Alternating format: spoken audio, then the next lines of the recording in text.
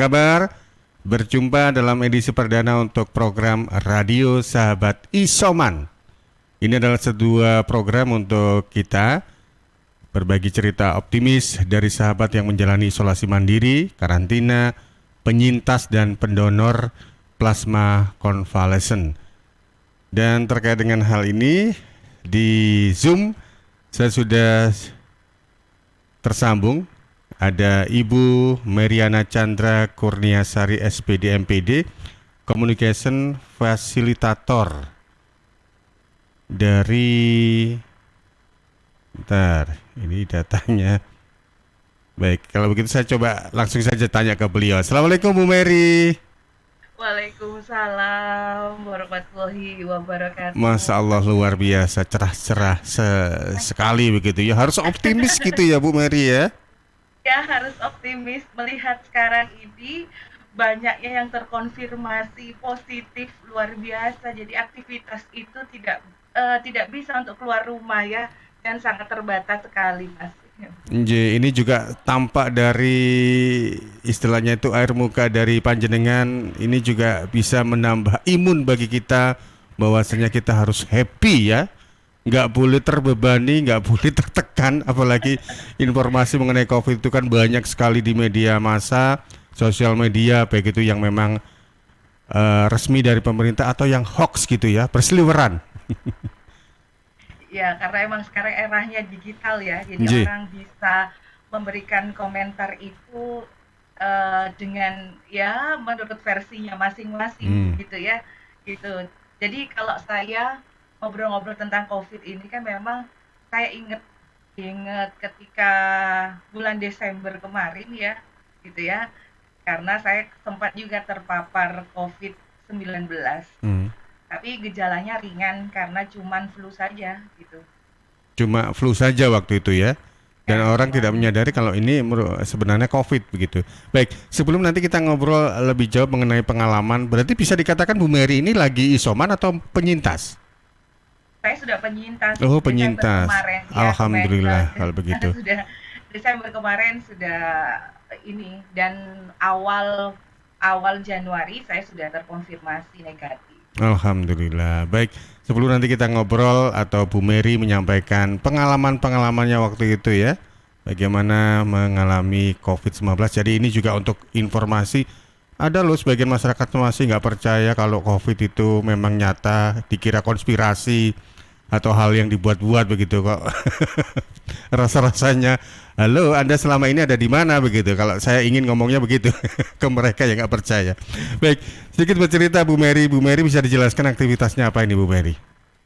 Kalau saya nih serabutan, jadi banyak sekali gitu ya. Jadi saya juga mengajar karena sebagai trainer juga. Saya kadang itu memang terakhir itu memang keluar pulau gitu ya, sampean terakhir tuh sampai ngajar di Kalimantan Selatan kayak gitu ya.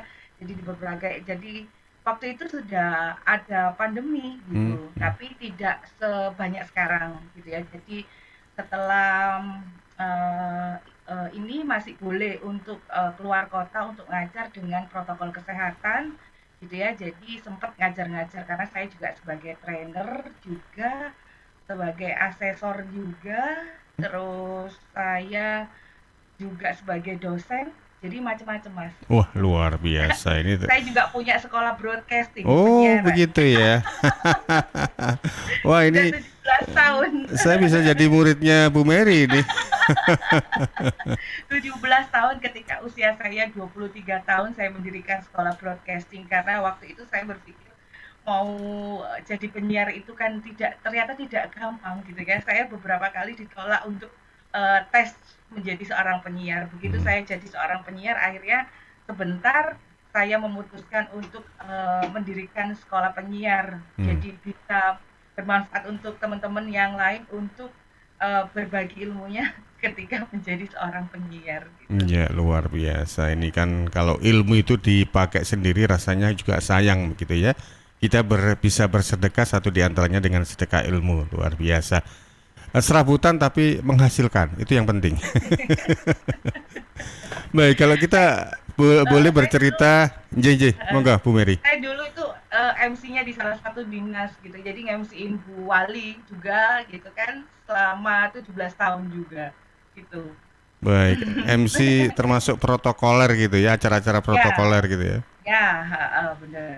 Luar biasa. Ya, Bu Mary, kalau kita bicara tentang COVID, ini kurang lebih ya 1,5 tahun lebih lah ya kita mengalami fase masyarakat harus mengalami istilahnya kalau orang Jawa bilang itu pagebluk begitu. Pandemi yang sampai sekarang juga masih belum selesai, bahkan varian-varian baru bermunculan, ada Delta dan sebagainya. Nah, kalau bercerita pengalamannya Bu Mary ketika pertama kali dengan terpapar COVID itu ceritanya seperti apa sih? Awalnya ada pegawai saya yang merasa itu nggak enak badan, tapi saya itu memang selalu rutin untuk memeriksakan, entah itu waktu itu masih ada tesnya, tes sebelum tes dari rapid ya, rapid test sampai itu saya continue gitu. Karena memang saya berhubungan dengan banyak orang gitu ya. Terus akhirnya waktu dia nggak enak badan gitu, akhirnya bersama-sama saya untuk tes apa ini eh, tes yang PCR, antigen. oh Ya, swab, yang antigen. oh Ya, antigen. ya antigen. Terus akhirnya waktu itu di Juanda, ya. Waktu itu di Juanda di sana karena kebetulan juga mau keluar kota juga gitu. Ternyata waktu itu saya nggak nyangka juga gitu waktu itu kan nggak nyangka karyawan saya malah mau ngambil punya hasil punya punya saya terus akhirnya nggak boleh Bu nanti saya akan serahkan sendiri sama Bu Mary gitu ya begitu diserahkan ke saya terus bilang bahwa saya terkonfirmasi positif gitu kaget saya padahal yang sakit adalah karyawan saya waktu itu tapi yang positif adalah saya gitu Nah, itu. itu saya juga bingung akhirnya saya pulang itu juga kaget dan apa ya ya sedih gitu ya udah mau nangis udah kayak gimana gitu ternyata kok saya yang kena gitu loh Hmm. terus akhirnya saya coba untuk PCR ya karena PCR kalau yang mandiri itu kan lumayan lumayan harganya gitu ya 200-an lebih kalau nggak salah waktu itu ya. kalau yang PCR itu paling murah 900. Wow. Ya, untuk PCR. Untuk yang di lab-lab yang lain gitu ya, di lab-lab yang lain itu yang ini sekitar 1.100.000. Hmm. Heeh. Jadi saya coba untuk PCR gitu ya, karena kebetulan saya dosen di salah satu PTS gitu ya, saya dapat diskon. Diskonnya tinggal 750 waktu itu. Gitu ya, 750 lumayan gitu ya. Akhirnya saya tes di sana, ternyata positif CT saya itu sekitar 22 gitu. Terus Dua-dua.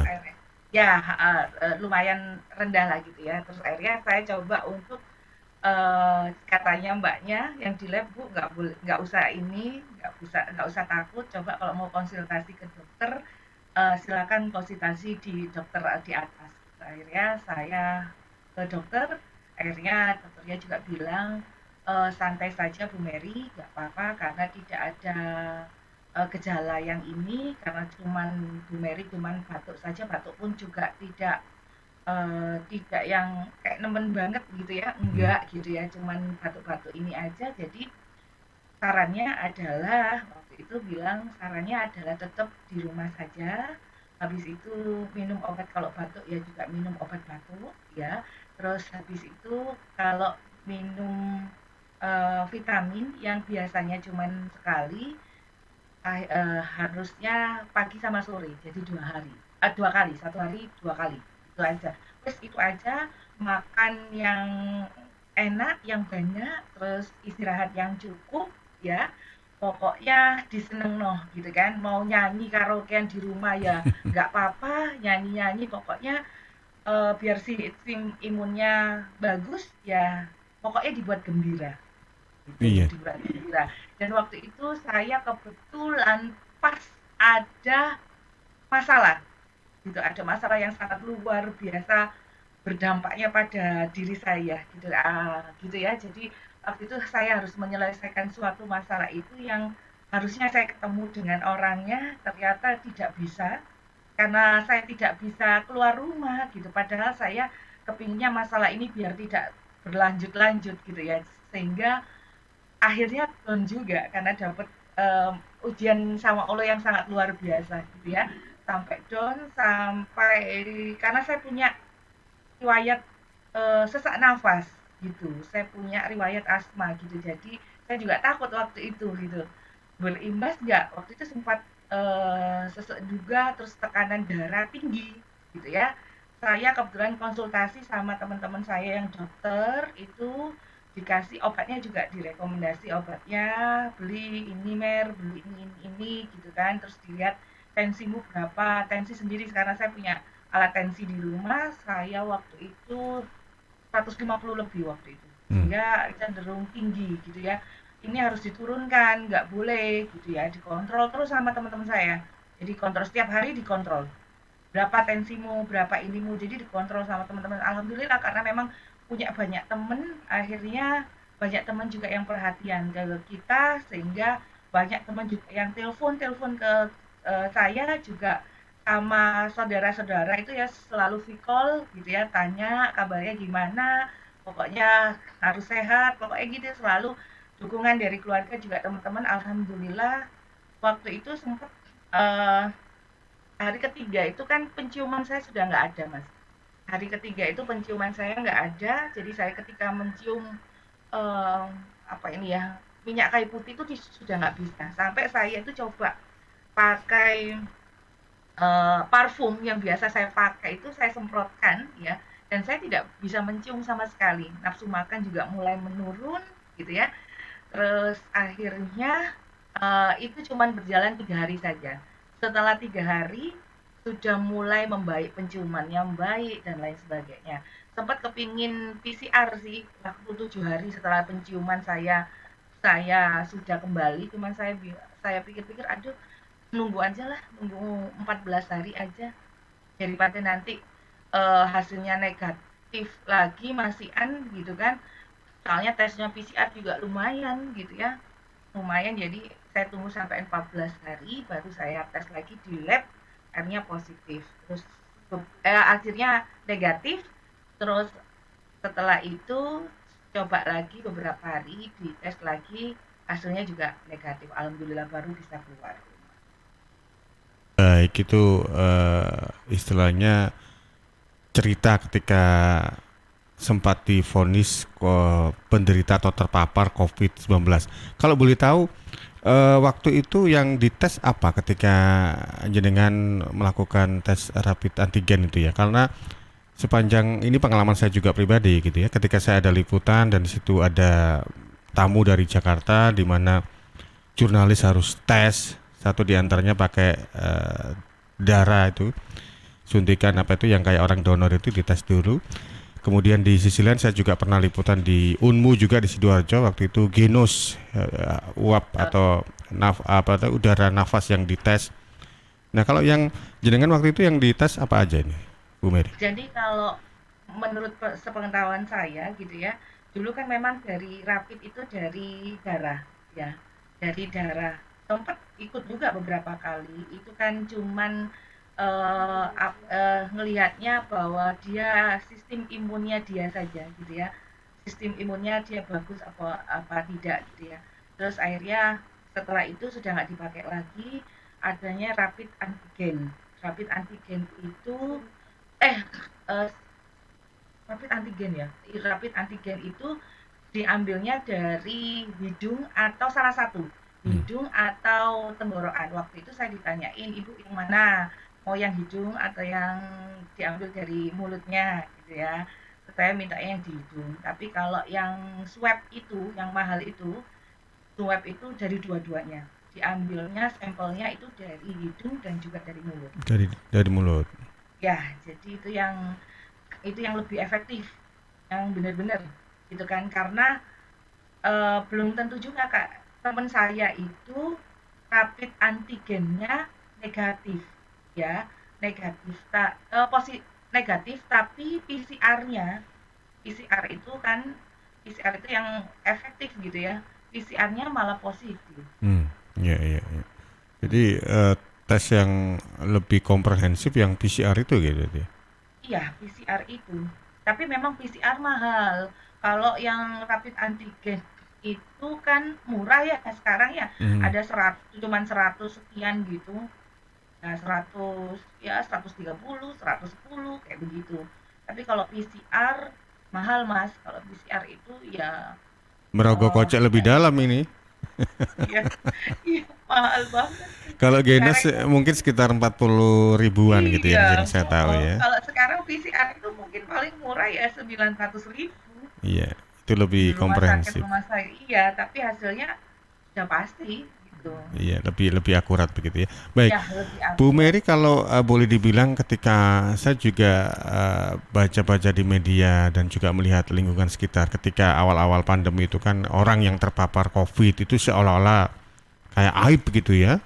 Jadi rasanya malu gitu ya dan juga nggak istilahnya itu orangnya pasti keep lah ya karena nggak mau ngomong nanti takutnya itu tetangga gini nanti dapat apa itu dampak sosial seperti ini dan seperti ini. Tapi seiring perjalanan waktu saya lihat sudah mulai banyak masyarakat yang sudah mulai mau literasi tentang COVID sudah mulai banyak dan juga masyarakat sudah mulai gotong royong untuk membantu misalnya ada tetangga yang mengalami COVID begitu dia juga membantu dari mungkin logistik dan sebagainya begitu ya. Nah, kalau bercerita tentang pengalaman panjenengan selama terpapar dan juga dokter kan menyarankan isolasi mandiri begitu ya di Ya. rumah. Bagaimana waktu itu respon keluarga atau ngomong nggak ke tetangga atau keluarga? Jadi kalau saya ke keluarga ngomong, ya kan saya kalau ke keluarga ngomong memang waktu itu memang ketika kita terpapar itu kayaknya aib banget gitu ya, aib buat kita sehingga orang itu takut gitu loh, takut untuk ini gitu, takut untuk mendekati dan lain sebagainya. Waktu itu saya juga orang-orang tertentu saja yang saya kasih tahu gitu ya, yang saya kasih tahu orang-orang tertentu saja, kalau keluarga semuanya pasti sudah tahu, karena semua keluarga pasti mendukung, termasuk orang tua saya yang selalu telepon gimana dan lain sebagainya. Terus anak saya gitu, saya isolasi itu di rumah saya, kebetulan saya itu kan di apartemen ya, jadi saya tinggal di situ, di sana nggak keluar-keluar selama 14 hari gitu ya. Jadi setelah memang tidak waktu itu tidak banyak yang tahu. Cuman saya sempat bilang kok, cerita juga waktu saya ngajar dengan mahasiswa saya ngobrol juga bahwa saya sekarang ini lagi terkonfirmasi positif, semuanya tolong bantu saya untuk doa gitu ya. Semakin banyak doa gitu kan, semakin banyak doa saya yakin pasti cepat sembuh juga. Iya. Selain kita ini juga, jadi semua Ikhtiar dunia teman-teman akhirat gitu iya ya. iya. Jadi teman-teman juga saya bilangin, "Doain aku ya, udah doain ya," gitu kan. Selalu saya bilang kayak begitu, Jami. Tapi juga gini, saya tuh waktu itu juga bingung. Nah, ada suami saya juga kan, maksudnya suami saya sempat di sini, kadang keluar kota, kadang di sini. Saya bilang, tidur di sebelah nih Pak, gitu kan, saya bilang gitu, biar tidak ini gitu kan, Kena COVID ya. tidak ya tidak terkena juga gitu kan. Terus akhirnya suami saya malah nggak mau gitu kan, nggak mau Mas, jadi nggak mau ya, tidurnya berdua gitu, sama tidurnya juga berdua gitu kan. Ya udah nggak apa-apa katanya gitu. Saya nggak tahu, nggak tes nggak usah saya gitu, tes nggak gitu kan. Nah, Saya kan takut juga nah, kan, enggak lah kalau itu adalah ini apa memegang teguh janji setia pernikahan dulu berarti ya. Seia sekata, sehappy sependeritaan begitu. ini saya bilang ayo gitu kan. Jadi yang kadang males makan itu yang beliaunya itu yang nyuapin gitu ya, ayo tak suapin kayak gitu-gitu. Saya kan takut juga, jangan deket-deket gitu kan, jangan deket-deket, enggak lah gitu, karena dia minum ini juga. Kalau saya kuat saya nggak apa-apa gitu, selalu bilang begitu, kayak kalau saya kuat saya nggak apa-apa. Tapi kan nggak tahu gitu, nanti kalau ketemu sama sama orang tuanya, sama ini kan, kalau suami saya nggak apa-apa, tapi nanti kasihan gitu Nah, kan, itu. takutnya begitu ya kan, takutnya orang-orang yang di dekatnya itu kalau dia sistem imunnya nggak bagus kan nanti akan tertular, saya bilang begitu ya. Terus akhirnya juga tes juga, tapi alhamdulillah nggak apa-apa. Anak saya juga tidur juga di ruang sebelah juga gitu, tapi jarang, cuman malam saja ngeliatin, maksudnya mama nggak apa-apa tak, kayak gitu-gitu sih. Kadang ngasih makan kan, anak saya yang suplai makanan gitu kan, Iya. suplai makanan. Siapa, kan saya juga bingung siapa yang disuruh beli makan, kadang dia malah anak saya beli satu makanan kayak soto gitu tapi diperbanyak gitu kan. Jadi Hmm. saya, kak maksudnya apa ini gitu kan, masa disuruh makannya pagi siang sampai malam sampai besok pagi lagi saya makannya soto aja, bosan. Jadi katanya dia biar gak beli-beli lagi katanya, saya Iya. capek beli-belinya katanya gitu. Masya Allah. Saya bilang, Tapi kira-kira nambah nggak waktu itu BB-nya? nambah berat Hmm. badan. Nggak Soalnya apa-apa. Orang makan kata tidur kata makan orang itu tidur. kan semakin gemuk semakin makmur kata ya. Enggak, kan kalau saya itu kalau stres makan, jadi Hmm. bisa dilihat. Kata orang kalau stres badannya kurus, enggak. Kalau saya tuh stres malah makan. Polar. Bawaannya makan, jadi udahlah nggak mikir, yang penting happy makan saja gitu kan. Jadi makanya kalau pas keluar ya mulai ya ini lagi gitu kan. Makanya sekarang ini juga banyak yang terpapar ya Mas ya. Iya. Sehingga saya harus makan makan banyak. Jadi terus bingung, saya bingung juga. Nggak apa-apa ya Pak kalau agak gemukan gitu. Soalnya saya juga takut juga gitu kalau diet-diet di posisi sekarang ini ya Mas ya gitu ya. Di posisi sekarang ini itu takutnya yaitu tadi nggak ada apa makanan yang apa ini terserap gitu, kecuali kalau kita memang makannya yang bener sayur dan lain sebagainya. Kadang kan kita itu makannya juga ngawur juga gitu kan, padahal umur sudah tua begini ya. Masa sih. Ya, orang nggak pasti nggak nyangka kalau umurnya masih sweet 17. Sweet sweet. Sweet Iya 17, kayak 17 itu munculnya. iya nggak kerasa makanan udah, saya kan udah 40 ya, jadi kan makanan udah harus dijaga, benar-benar dijaga gitu. Nggih. Baik. Luar Tapi kadang kan biasa. kalau lihat itu kan udah aduh lapar mata gitu.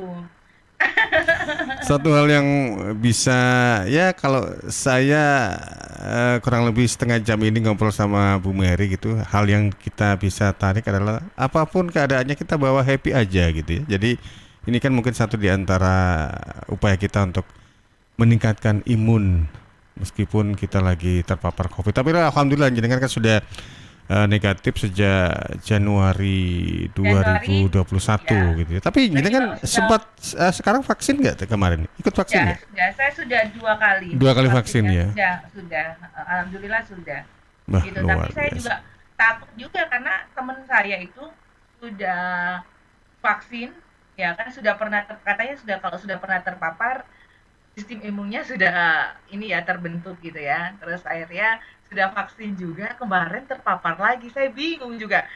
Vaksin sudah 2 kali gitu, pernah terpapar gitu kan. Ternyata dia kena lagi kedua kalinya. Hmm.